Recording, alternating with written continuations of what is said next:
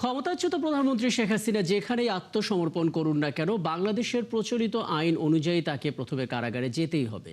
সোমবার দুপুরে গণমাধ্যম কর্মীদের কাছে কথা বলেন পররাষ্ট্র প্রতিমন্ত্রী শামা ওবায়েদ। বলেছেন, বন্দি বিনিময় চুক্তির আওতায় শেখ হাসিনাকে দেশে ফিরিয়ে আনার জন্য প্রয়োজনীয় কূটনৈতিক প্রক্রিয়া চলছে।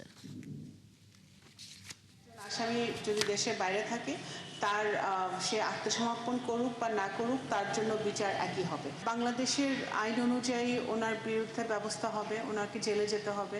আসামি যদি আত্মসমর্পণ না করে যে উনি বিদেশে বসে বক্তব্য দিচ্ছে, এগুলো তো আমি মনে করি রাজনৈতিকভাবে ওনার আওয়ামী লীগের যারা নেতাকর্মীরা পালিয়ে আছে, লুকিয়ে আছে, তাদেরকে জাগ্রত করার জন্য, উজ্জীবিত করার জন্য বলছে। এছাড়া তো কোনো কারণ আমি দেখছি না। ভারতের সাথে আমাদের যে চলমান কথাবার্তা হয়, ডায়ালগ হয়, আমাদের এক্সচেঞ্জ হয়, তখন সবসময় এই সাবজেক্ট থাকে আলোচনায়।